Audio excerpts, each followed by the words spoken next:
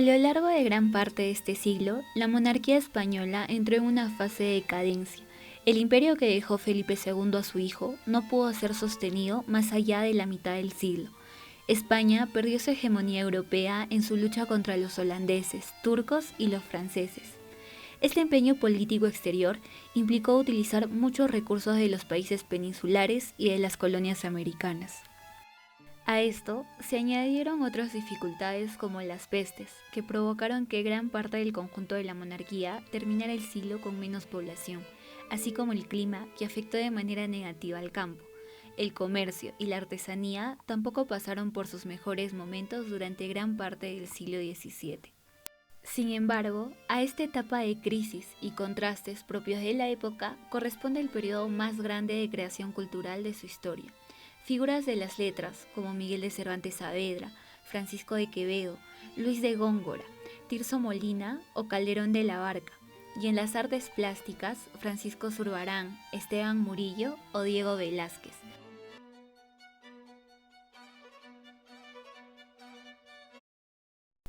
Diego Velázquez de Silva nació en Sevilla en 1599. Su padre fue de origen portugués y su madre española. Velázquez murió en Madrid en 1660.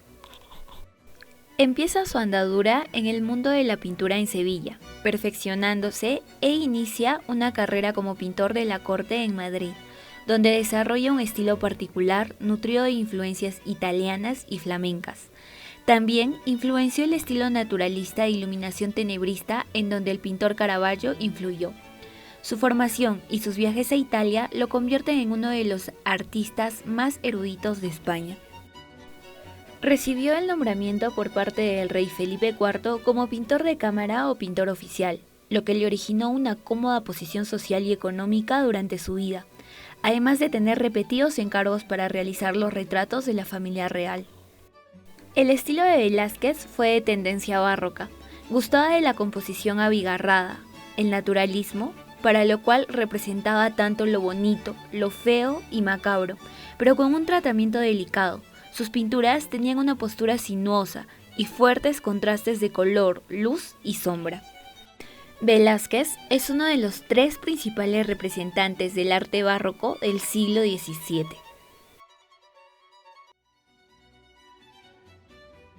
Esta importante obra sobre la rendición de Breda o las lanzas, realizada por Velázquez en 1635, fue pintada de manera magistral en óleo sobre lienzo.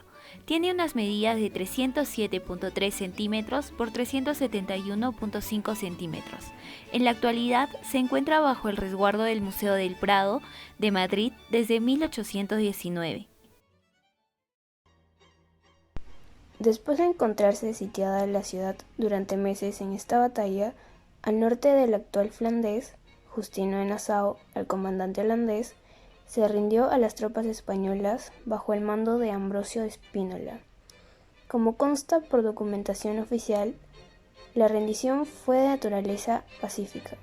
A los vencidos se les concedió retirarse de manera ordenada, al paso de tambores y con sus estandartes desplegados, dando pues cierta respetabilidad a la derrota.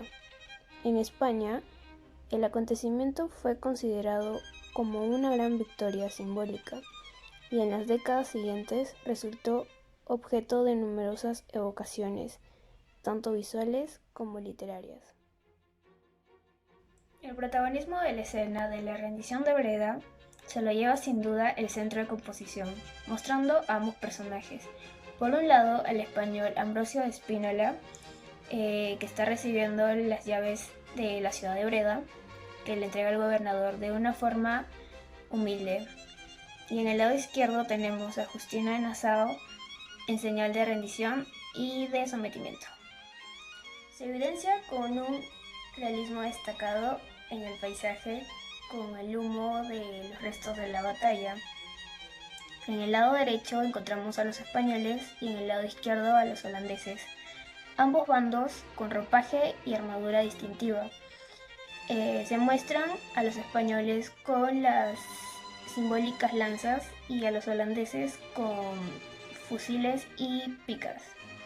Ahora, viendo el cuadro detalladamente, Se puede destacar en esta fantástica obra la tranquilidad, el sosiego y el respeto por los personajes, tan típicos de las obras de Velázquez que también se puede observar allí. Se muestra la dignidad del vencido, que se inclina sumisamente ante el vencedor, quien se muestra una réplica con una actitud cariñosa y tierna cuando le sonríe cortésmente y propina una leve palmada en la espalda. Es importante señalar cómo el artista plasma ese naturalismo propio de la corriente artística a la que pertenece, subrayando las posturas sinuosas de los personajes que aparecen captados en un momento concreto, junto a los contrastes de colores terrosos frente a los colores claros. La división del lienzo en dos planos horizontales, en el inferior las masas de volúmenes y en el superior las lanzas, paisaje y el cielo.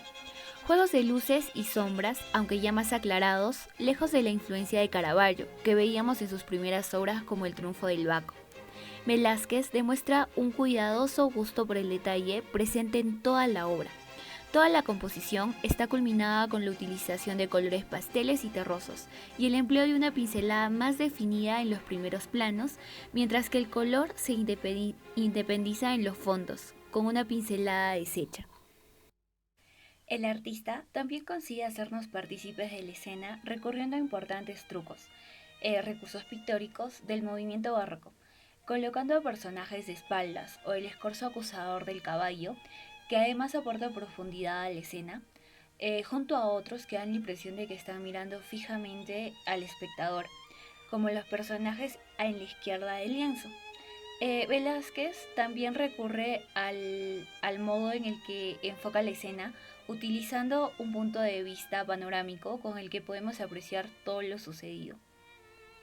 Velázquez une la transparencia del relato, dando un lenguaje claro a las propiedades pictóricas como el equilibrio de las masas uniformemente, cortadas por una disposición diagonal.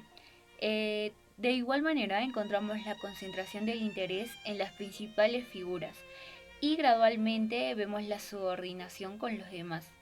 El pintor no evita la realidad bélica, donde en el paisaje al fondo de la escena se logra apreciar lo llano y brumoso que era, que nos habla un poco de lo que es la destrucción, la guerra y la muerte. Es considerado el mejor cuadro de la historia que se ha pintado. Ocurría el 2 de junio de 1625. Después de 10 años se pintó el cuadro del vencedor Ambrosio de Spínola y el vencido Justino de Nassau, teniendo como tema un objetivo que es embellecer y dar nobleza a la derrota. La pintura de Velázquez no le da tanta importancia en la parte central, en la cual sería donde le entregan la llave. Por otro lado, los generales están rodeados por sus séquitos. Esto da disposición de la sensación de muchedumbre.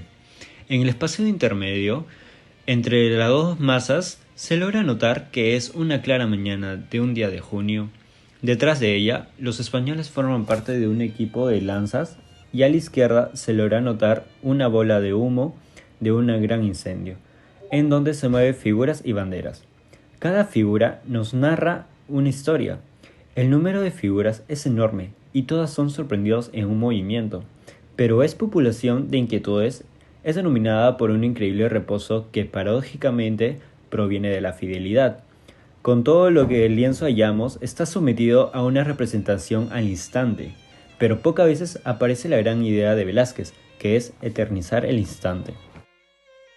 El cuadro de la rendición de Breda es uno de los cuadros más importantes y más populares de la historia de la pintura, y es más conocido como el cuadro joven, ya que este nunca envejece. También notamos que hay una gran cantidad de riqueza cromática insólita de Velázquez. A pesar de su ticianismo, este no cree mucho en el color, y unas que otras veces a lo largo de sus obras dispara espléndidas andanadas de cromatismo, así creando una explosión y perfecta combinación en su obra. En donde la mayoría de sus obras crea una plenitud de primer plano, así generando un fondo extenso y profundo, y así teniendo como una peculiar característica.